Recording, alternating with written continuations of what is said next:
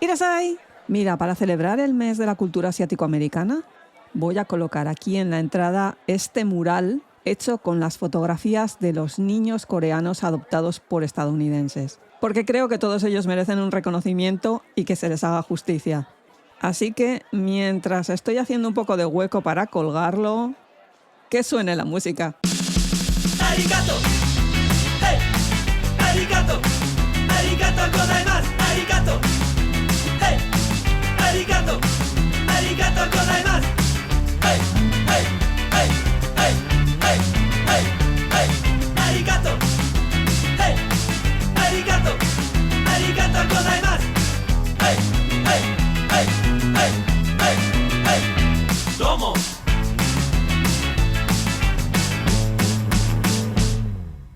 Hola gente, aquí Kitsune, vuestra anfitriona de la Izakaya. Terminamos el mes de mayo y habitualmente me gusta traer algún tema relacionado con los asiático-americanos porque ya os conté en la segunda temporada que este mes en Estados Unidos está dedicado a recordar el legado de estos mismos. Bueno, a partir de ahora y con la que está cayendo, me supongo que esto habrá ido a la papelera porque... reasons. Pero esto es la Izakaya, así que yo voy a seguir homenajeando a una parte de la población que ha contribuido como el que más y que pocas veces ha recibido el reconocimiento que se merecía. Así que hoy voy a tratar un tema muy de actualidad porque el 26 de marzo de 2025 el periodista Choe Sang-hoon publicó un artículo en el New York Times acerca de los resultados de la Comisión para la Verdad y la Reconciliación de Corea del Sur, que es una agencia gubernamental destinada a investigar las condiciones en las que se produjeron las adopciones de niños coreanos desde 1958 hasta los 90 del siglo pasado. Durante la conferencia de prensa, llevada a cabo en Seúl, fue la primera vez que el gobierno admitió que los procedimientos habían estado plagados de errores, que se habían violado los derechos de los niños adoptados, que se habían obtenido permisos bajo pago y coerción y la falta de control por parte de las autoridades coreanas. Estas afirmaciones han llevado a abrir sendas investigaciones en varios países que recibieron a estos niños, principalmente Noruega y Dinamarca.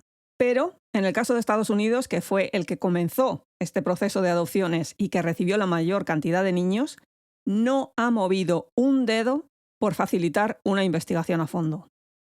Como me supongo que la mayoría de izakayas habéis visto K-dramas, es decir, dramas coreanos, sabréis que suele ser un tema recurrente esto de los orfanatos y el niño coreano que es adoptado por extranjeros. Es el tema principal de Vincenzo y también sale en Move to Heaven. Lo que pasa que como ahora esto de las adopciones internacionales está tan extendido, pues no nos extraña ni nos parece algo raro. Pero hubo un tiempo en que ni las leyes nacionales ni las leyes internacionales contemplaban este tipo de cosas. Los huérfanos se gestionaban desde las instituciones del país de origen y punto. Así que, ¿qué es lo que cambió y por qué se montó la que se montó en Corea? Muy sencillo. Se combinaron toda una serie de factores que crearon la tormenta perfecta, con resultados devastadores que todavía sufren muchos afectados a día de hoy, como demuestra el artículo de New York Times. Pero empecemos por el principio y para eso tenemos que hacer un poquito de historia y remontarnos al final de la Segunda Guerra Mundial en Corea y el logro de su ansiada independencia. Lo que pasa que esta última vino con un precio muy alto y fue la división del país en dos regiones, la norte, bajo control del bloque soviético, y la del sur, bajo control norteamericano, puesto que ambas habían intervenido en la liberación del territorio coreano durante la dominación japonesa. Ambos sectores, prontos y bien mandados, se sentaron con un mapa de la National Geographic y marcaron la línea divisoria en el paralelo 38. Pero poco dura la alegría en la casa del pobre porque las tensiones entre ambos bloques fueron incrementándose hasta que Corea del Norte decidió traspasar la línea acordada, montó un ataque súper efectivo que pilló al ejército del sur poco preparado y sin apenas medios, y esto le permitió en muy poquito tiempo avanzar hasta la capital y ocupar hasta el 90% del territorio. 25 de junio de 1950 comenzó la Guerra de Corea. Que a todo esto las tropas norteamericanas se habían vuelto para casa en el 49 y tuvieron que volver con MacArthur al frente para frenar a los comunistas. Por su parte, Corea del Norte recibió la ayuda de China y aquí ya se montó la de Dios. Para marzo de 1951 la cosa se había quedado estancada y en julio de 1953, sin que hubiera una solución de continuidad, se firmó el armisticio, que en sí es un acuerdo tácito de no agresión, pero no el final de la guerra, que conste. Este nuevo acuerdo volvió a marcar la línea de separación en el dichoso paralelo 38. O sea, se habían estado dando de leches y destruyendo el país, que ya estaba hecho unos zorros después de la Segunda Guerra Mundial, total para que las cosas se quedaran como estaban. Pero eso sí, todos ellos muy machos. Sí, señor. Como era de esperar, 2 guerras tan seguidas en un pequeño territorio trajeron destrucción, hambrunas, refugiados, enfermedades de todo tipo y huérfanos. Os doy cifras. 5,8 millones de refugiados, una hambruna generalizada, hacinamientos y enfermedades. Seúl completamente arrasada. Aún encima se desconoce el número de muertos civiles porque Corea del Norte nunca ha proporcionado sus cifras. Así que se baraja entre 3 a 4 millones entre muertos, desaparecidos y heridos. Y como toda guerra que se precie, máxime si ha habido una intervención de tropas procedentes de algún otro país, se producen relaciones entre la población local con dichos soldados. Y por lo tanto en Corea había 2 clases de huérfanos a consecuencia de las 2 guerras. Unos eran los 100% coreanos que habían perdido a su familia y los otros eran los llamados GI Babies. G y latina Babies. Niños GI. Ese acrónimo es para denominar a las tropas estadounidenses y su origen viene de la Primera Guerra Mundial, cuando los objetos del ejército que estaban hechos con hierro galvanizado se marcaban con las 2 letras GI, Galvanized Iron. Y como normalmente estaban en cosas del ejército, pasó a denominar también a las tropas. Es decir, gente que usa productos GI. Pero volviendo al tema de los huérfanos en Corea. Los del primer grupo malvivían por las calles a falta de un organismo que se encargara de ellos, porque el país no contaba con los recursos para semejante crisis. Y los niños de estos soldados norteamericanos eran abandonados muchas veces frente a la puerta de los campamentos militares, aun cuando el padre podía haber regresado a su país sin cumplir la promesa de casarse con su novia, entre comillas, coreana, o de regresar para llevar de vuelta a la madre y al niño. Esto para sorpresa de nadie. Y esto ha pasado en Corea y ha pasado en medio mundo. Para colmo, el tema en Corea es que había y hay un estigma con respecto a las madres solteras y luego un estigma para con los mestizos.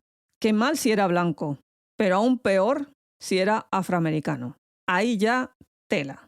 Para que entendáis un poco la situación en la que se encontraban estos niños mestizos, tened en cuenta que las autoridades coreanas no les permitían registrarse en el llamado Hoyuk, que es el registro familiar. Eran considerados no personas. No podían ir al colegio, trabajar o casarse. Y según los coreanos eran Twiggy, híbridos o Honghyol, sangre mezclada. Esto encima venía ligado no solamente al rollo este del confucianismo, la figura paterna, sino también de que Corea en ese momento no admitía mezcla de raza alguna en pro de su identidad como pueblo y raza. Las ideas del nuevo gobierno, dirigido por Syngman Rhee, fomentaban la idea de una raza coreana para la nación de Corea, porque solo así podrían afirmar su identidad como nación. Con todo esto sobre la mesa, uno llega a preguntarse, ¿de verdad eran tan pardillas las coreanas como para terminar liándose con soldados estadounidenses con este panorama? ¿Y aún encima quedarse embarazadas? A ver, cada caso es un mundo. Las hubo así de pardillas, las hubo que se enamoraron de verdad y ellos de ellas, pero en muchos de esos casos los soldados no se pudieron llevar a su esposa a Estados Unidos porque ya os comenté que estaba la Exclusion Act que no permitía la entrada de asiáticos en el país. Así que daba igual que se hubieran casado con ellas que no las podían traer. Otros no, otros eran unos jetas que se aprovecharon de las chicas y si te he visto no me acuerdo, cierto. Y luego estuvo el caso de toda una serie de prostitutas que trabajaban alrededor de los campamentos militares, surgidas de la pobreza y la desesperación. La gran mayoría de ellas viudas de la guerra y completamente desatendidas por la sociedad. Otra cosa que ocurrió también como consecuencia precisamente de la pobreza y la desesperación fue que el sitio se llenó de niños. No solo los huérfanos, sino también aquellos que tenían familia, pero que se tenían que buscar la vida porque en casa no había que comer. Y tenías auténticas bandas de niños, sueltos por ahí asalvajados completamente, que si alguno era muy espabilado, lograba engatusar a algún soldado norteamericano o le hacía gracia a una compañía entera de soldados norteamericanos y lo adoptaban como mascota. Sí, he dicho bien, como mascota, como el que tiene un animalito. Algunos de ellos eran chicos para todo y los dedicaban a tareas domésticas de todo tipo o incluso como traductores. Pero otros directamente es que eran la mascota, el crío que les hacía gracia, como tener un mono de feria. Les hacían uniformes militares especiales de su talla, vivían en la base. Si la compañía con la que estaban asociados la trasladaban a algún lado, a veces, no siempre, se iban con ellos. E insisto, no todos eran huérfanos. Algunos tenían familia, pero su familia prefería que estuvieran ahí con los americanos comiendo y a resguardo que en casa pasando hambre. Y por su parte, los soldados norteamericanos, lejos del hogar, en una situación tensa, cualquier tipo de cosa que les proporcionara una cierta sensación de familia, de grupo, cualquier cosa que les permitiera demostrar cierto sentimiento humano de cariño, ya les hacía sentir como en casa, entre comillas. Y esto lo encontraban precisamente con estos niños, que por su parte ya habían aprendido a hacerle gracia a esta gente. Esto era una relación simbiótica. Los soldados sabían que si llevaban una barrita de chocolate, chicle, lo que sea, y aparecían los críos y se lo daban, pues bueno, el guirigay y la fiesta y el jolgorio. Y los niños sabían que si se acercaban a un militar estadounidense iba a tener chocolate y chicle. Así que había que hacerles la gracia. Y cuanta más gracia le hicieras, más probabilidades tenías de que te llevaran de mascota. Aquí el tema era sobrevivir y si esta era la vía, adelante. No quiero entrar aquí en el temazo de algunas cosas que pudieron pasar en esas bases con los niños, porque hay algunas cosas que he leído que se te queda la mosca detrás de la oreja y no me extrañaría en absoluto, pero dejémoslo ahí. El principal problema de estos niños a base de vivir con esta gente es que se americanizaban. Y si a esto le juntamos que era un entorno ultra masculino, se volvían rebeldes, maleducados y con un lenguaje soez que estos niños terminaban maldiciendo como un camionero. Y para colmo, si el soldado de turno no se lo llevaba a Estados Unidos con él, la reintegración en Corea era imposible. Porque sí, hubo soldados que a estas mascotas se las llevaron adoptados a Estados Unidos. No siempre tíos casados y con familia. Muchas veces eran tipos solteros que se traían al niño. Cosa que ya me diréis, ¿qué servicios sociales permitirían que ocurriera este tipo de adopción? Así que en un primer momento, estos niños coreanos empezaron a llegar a Estados Unidos a cuenta de estos soldados que se traían la mascota, como el que se trae un perro, pero no era en el número suficiente como para que se notara una reducción en el problema de los huérfanos en Corea. Insisto, huérfanos entre comillas mucho, ¿eh? Cuidado. Y como todos los soldados no se podían traer un niño a casa, o no les apetecía, se empezaron a montar campañas de ayuda, a veces a nivel individual, otras veces con una organización detrás, tipo misionero, para intentar ayudar a todos esos niños que estaban por ahí por las calles. Por ejemplo, se montó la Korean Civil Assistance Command, KCAC, y la Armed Forces Assistance to Korea. Estas organizaciones recogían donaciones en Estados Unidos para construir orfanatos en Corea.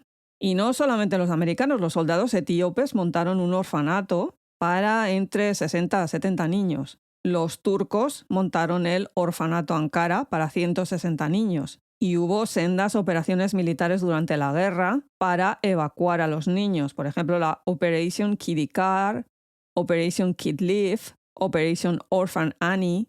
Quiero decir que el tema soldados y niños no solo se quedó en el temazo este de las mascotas. A estos se unieron los misioneros de todas las clases y colores. Estaban los adventistas del séptimo día, servicios de ayuda católica, los menonitas tenían escuelas y orfanatos en Corea, el comité metodista también traía ayuda extranjera para construir orfanatos, los presbiterianos, suma y sigue. Pero por mucho que hacían y por mucho que recogían dinero, seguía el tema creciendo y creciendo. Y en diciembre de 1953, George y Grace Rue, que llevaban el orfanato de los adventistas del séptimo día en Seúl, hicieron un llamamiento a los medios americanos para la adopción de 50 niños de la guerra, como los denominaron, coreano-americanos, y al día siguiente recibieron 608 solicitudes.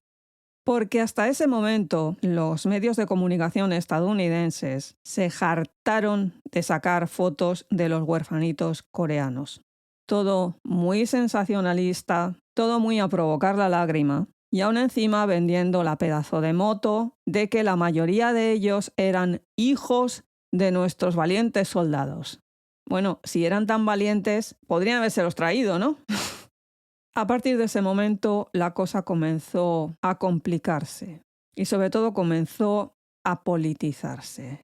Porque a Corea le venía muy bien todo ese dinero que estaba entrando. Comenzaron a inflarse los números de huérfanos, comenzaron a montarse orfanatos en los que no había niños o comenzaron a montarse orfanatos en los que los niños les importaban un pi.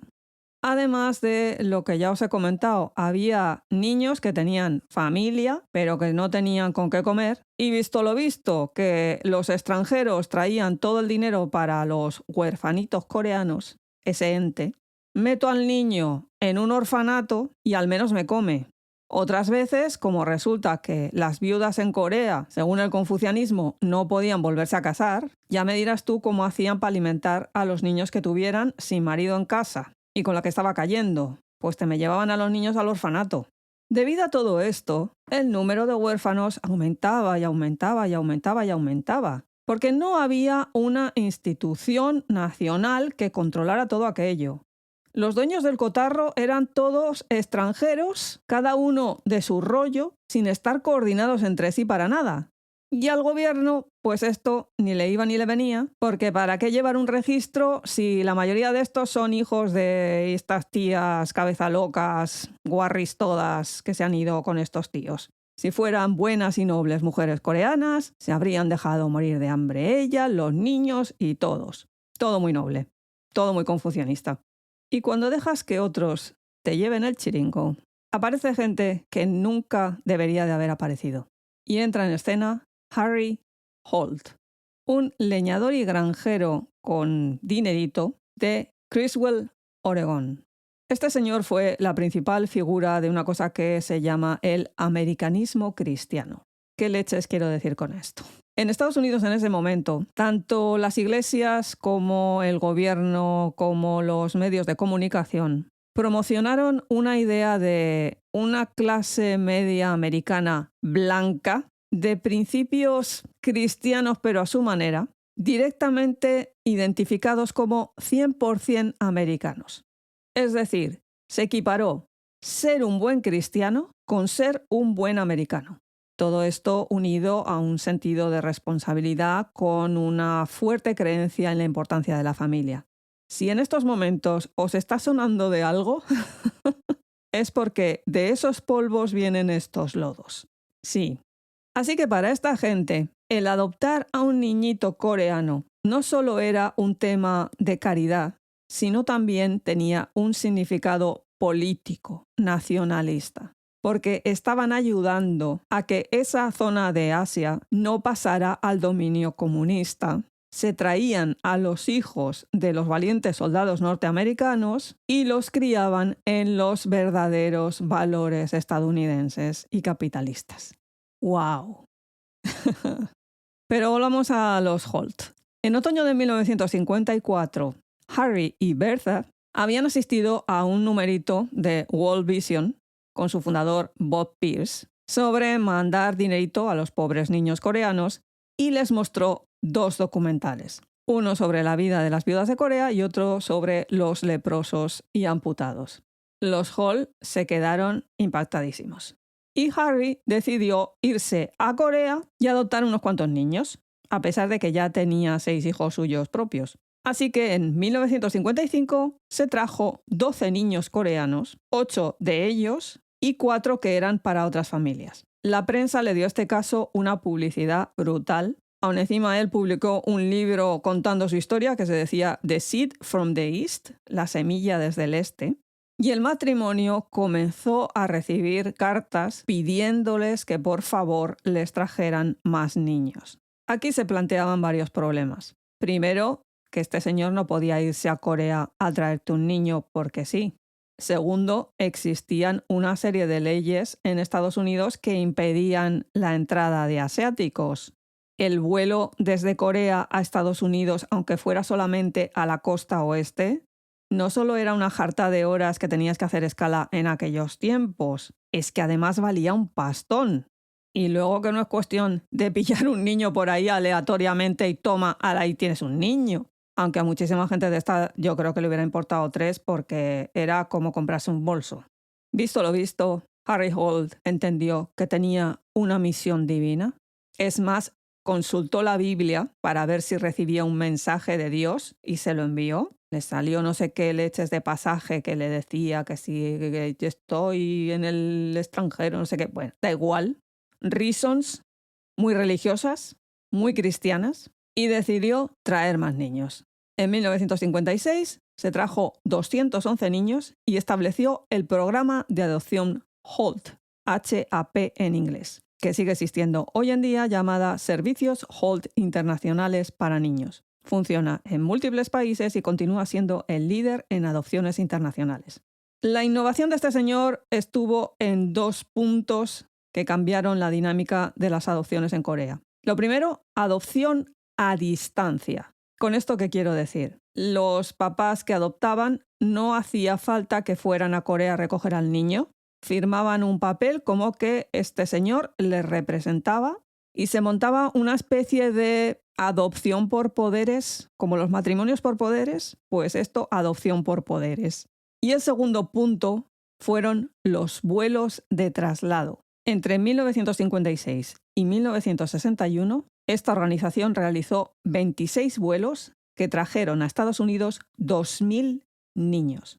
Como ya os he comentado, no eran vuelos directos, hacían escala en Guam, Hawái o las Islas Aleutianas, para luego dar el salto a Seattle, Portland, San Francisco y Los Ángeles. A los aviones se les quitaban los asientos y se les ponían unas canastillas, unas cajas, que contenían de 2 a 3 niños, o si no, hileras de cajas con un niño cada una. Todo esto lo llevaba la Korean Airlines, que eran las más baratas. Lo que pasa que las cabinas no estaban presurizadas, así que no podían subir a más de cierta altitud, porque si subían, la gente tenía problemas para respirar y a los niños se les ponían los labios azules.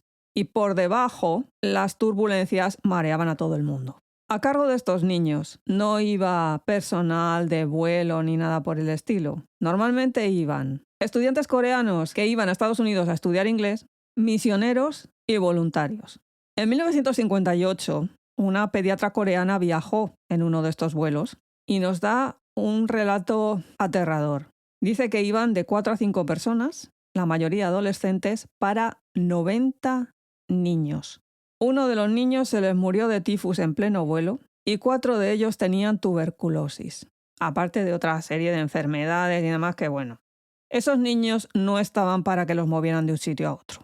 Con respecto a los adoptantes que esperaban en territorio estadounidense, ¿qué condiciones les pedía la organización antes de poder adoptar un niñito coreano? Pues, para sorpresa de nadie, que fueran buenos cristianos. Ya, sí, solo eso.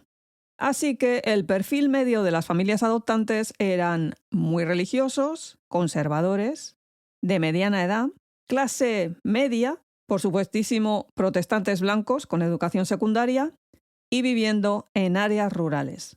Para la gente que se esté preguntando, oye, ¿y Holt cómo lograba introducir a estos niños legalmente? Bueno, a base de presión política al gobierno de Estados Unidos, que al final realizó una serie de reformas para permitir las adopciones internacionales dentro de las leyes migratorias del país, con la excusa de que como eran mestizos, eran medio estadounidenses. El problema es que a medida que se incrementó la demanda de niños, Holt empezó a traer niños 100% coreanos. Y con las pedazos de medidas de control que utilizaba, es decir, ninguna, lo de huérfanos, lo de sin familia, lo de que las madres habían dado a los niños en adopción para no volverlos a ver nunca más, pues va a ser que no. Porque además esto era un negocio. La gente pagaba por esos niños. Y no me estoy refiriendo a que pagara el vuelo. Pagaba por esos niños. Niños que casi algunos pedían a la carta. ¿Qué hizo el gobierno coreano mientras tanto? Bueno, pues creó la agencia de adopción Child Placement Service, CPS, en 1954, financiada por la Fundación Coreano-Americana, cuya directora fue Oak Song-hong, enfermera del Hospital Metodista en Seúl. Es decir, que la financiación seguía viniendo de fuera, sin gente formada para llevar aquello, 4 oficinas mal puestas, algunos de los orfanatos que montaron, la verdad que daban vergüenza ajena, y aquí nadie le paró los pies a Holt. A pesar de que hacia los 60 del siglo pasado la cosa esta del americanismo cristiano empezó a bajar de nivel, en Corea se monta la dictadura militar del general Park Chung-hee, que duró desde 1961 a 1979. Este señor tenía un plan y era levantar económicamente Corea, se llevara por delante a quien se llevara por delante. Y eso provocó una crisis social y económica muy importante, con un aumento considerable del abandono de niños, esta vez no por la guerra, sino por la situación económica y social. En ese momento se considera que alrededor del 60 al 70% de los coreanos vivían en la pobreza. Servicios sociales, ¿qué es eso? El gobierno del general más preocupado por la seguridad del país frente a Corea del Norte, destinó la mayoría del dinero del gobierno al ejército y la gente, pues que se las apañara. Según las cifras del Ministerio Coreano de Salud y Asuntos Sociales, en 1955 fueron abandonados 715 niños. De 1957 a 1960 se abandonaron más de 2.000 niños por año y entre 1961 a 1962 se abandonaron más de 4.000 niños. Para 1964 el número de niños llegó a 11.319. Aún encima, para colmo, la mayoría niñas. Sin ningún tipo de intención por parte del gobierno de encargarse de estos niños y teniendo en cuenta la cantidad de dinerito que entraba en el país cada vez que colocaban a uno en un país extranjero, la adopción internacional se convirtió en un gran negocio. Y cuando tienes mucha demanda, aumentas la oferta. ¿Para qué iban a regular todo esto? ¿Para qué iban a controlar todo esto si la demanda no bajaba? Así que esta situación se perpetuó durante los 70, los 80 y los 90, dando salida a todos esos hijos de madres solteras en situación muy precaria, muchachas muy jóvenes que a lo mejor habían tenido que entrar a trabajar en una fábrica, otras que debido a situaciones de extrema pobreza se tenían que dedicar a la prostitución y sus familias no lo sabían. La única manera de deshacerse de un embarazo no deseado eran o el aborto o la adopción. El primero era ilegal, te quedaba el segundo, y todo ello creó un ecosistema muy difícil de romper. Para la gente que esté pensando, oye, pero Corea empezó a arrancar así en los 90 y ahora mira cómo están. Sí, pero el temazo es que el tema adopciones en Corea es complicado. Y no me refiero al papeleo, me refiero a cosa social. Porque volvemos a la misma, confucianismo y el rollo del padre de la familia y que formas parte de un clan. ¿Había adopciones de coreanos en Corea? Sí, pero con unos fines un poquito chungos en ocasiones. Vale, que podía haber una familia muy maja, muy amable, que sí, vale, se portaba estupendo. No digo que no. Estoy diciendo que se descubrieron casos en los que había familias que adoptaban a 2 niñas y cuando se iba a comprobar qué tal vivían, resulta que es que las tenían de criadas. Otras veces, una mujer insistía muchísimo en que le dieran un bebé y es porque fingía un embarazo y colaba al bebé como suyo frente a sus suegros e incluso a veces ante su marido.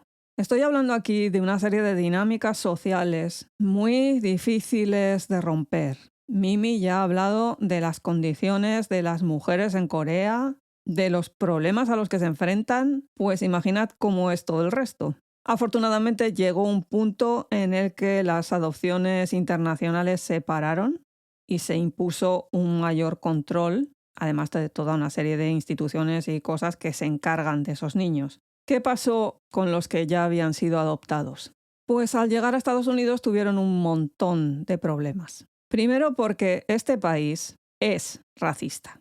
Y máxime si aún encima me los llevaban a entornos rurales donde eran el único asiático en miles de kilómetros a la redonda. Así que sufrieron bullying en el colegio. Muchísimas de las familias no estaban como para adoptar a un niño ni de coña. Niños que terminaban en familias con padres alcohólicos, con padres con problemas psicológicos y psiquiátricos, abusados físicamente, abusados sexualmente, con adolescencias muy difíciles, muchas veces relacionadas con drogas y alcohol. Algunos de ellos se los tuvo que llevar servicios sociales, fueron dando tumbos de institución en institución. Muchos otros terminaron en el ejército como única vía de escape y única vía de tener cierta estructura en su vida. Y para cuando se hicieron adultos y quisieron saber más sobre su origen coreano, se encontraron con que no había papeles de adopción, con que muchas otras veces su nombre no era su nombre, porque resulta que tenían un niñito para dar en adopción, pero les fallaba o se les moría y entonces colocaban a otro, pero no le cambiaban el nombre, ¿para qué? Otras veces a las familias en Corea se les había mentido, se les había dicho que el niño había muerto. Otras veces, a cuenta del papeleo, se les había perdido la pista a los niños y los padres en Corea no podían encontrarlos. Otros niños constaban como huérfanos y tenían toda su familia allí.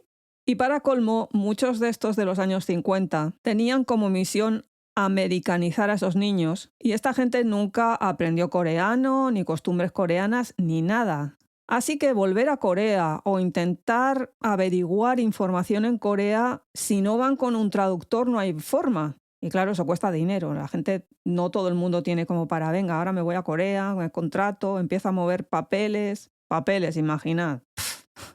Es cierto que para los 70 y 80 se creó el término este de Amerasians para este tipo de niños y algunas de las familias adoptivas empezaron a dejarles estudiar coreano o se montaban campamentos culturales para que toda la familia aprendiera a cocinar kimchi, a hacer cositas coreanas. Pero eso no eliminaba el factor de que esos niños eran asiáticos en una sociedad occidental altamente racista. Parece ser que en la costa oeste de Estados Unidos la cosa no era tan dura, pero ya os comenté qué es lo que pasó en 1992 en Los Ángeles. Y si no, escucharos el programa que dediqué a Koreatown porque merece la pena. O echarle un vistacillo a la película Gook, que también merece mucho la pena. Para colmo, el tema este de los niños coreanos adoptados últimamente está siendo muy de actualidad porque con el temazo de las leyes inmigratorias de Estados Unidos, me refiero a las de últimamente, hay muchos de estos niños, que ya son adultos, que no son ciudadanos de Estados Unidos. Porque como las familias que los adoptaban eran como eran, muchos de ellos se pensaron que con la adopción ya conseguían la nacionalidad. Y eso no es así. Tenían que echar papeles para nacionalizar a los niños. Como no lo hicieron, muchas veces se han encontrado con que tienen que hacer algún tipo de papeleo o de cosa y no hay manera porque no son ciudadanos estadounidenses. Tal como están las cosas ahora, esta gente se puede encontrar de un día para otro montados en un avión a Seúl, sin saber coreano, sin tener dinero ni familia allí, sin nada. Una situación muy complicada que se une a todas las dudas que han tenido siempre esta gente a cuenta de su identidad. ¿Quiénes son? ¿A dónde pertenecen? Algunos de ellos incluso con ligeros recuerdos de Corea, con ligeros recuerdos de una familia que ya no volvieron a ver y que es que ni siquiera saben ni cómo se llamaban. Personas que a lo mejor solamente conservan una foto y que con eso tienen que tirar del hilo. Más luego, para colmo, la noticia con la que he abierto este programa, que no es que no se lo supusiera todo el mundo ya de por sí, que no es que no hubiera ya suficientes pruebas, era el admitir oficialmente que eso pasó. Vale, que a lo mejor hay gente que considera que esto pues ya es inútil a estas alturas, pero no lo es para estas personas. Para aquellos niños que terminaron a miles de kilómetros de distancia de su país, a miles de kilómetros de distancia de sus familias, y que al menos se merecen cerrar esa etapa, o si lo prefieren, poder encontrar por fin sus raíces. Como siempre, si queréis escuchar más programas sobre temas de Corea, tenemos unos cuantos muchos, en nuestra página web, izakayapodcast.com. Aunque yo recomiendo que os suscribáis para que os avise cada vez que sale un programa nuevo. Y si ya lo estáis, pues corazoncitos, estrellitas, pulgares hacia arriba, algún comentario, que sepamos que hay alguien ahí al otro lado. Y no solamente están los programas en nuestra página web, sino también enlaces a nuestras redes sociales, al canal de Discord y a YouTube. Para la gente que no quiere saber nada de redes sociales, que no les culpo, pero aún así quiere contactar con nosotras, tenemos un email, laizakayapodcast@gmail.com. Y sin mucho más que añadir, cuidaos mucho, gente. Yané.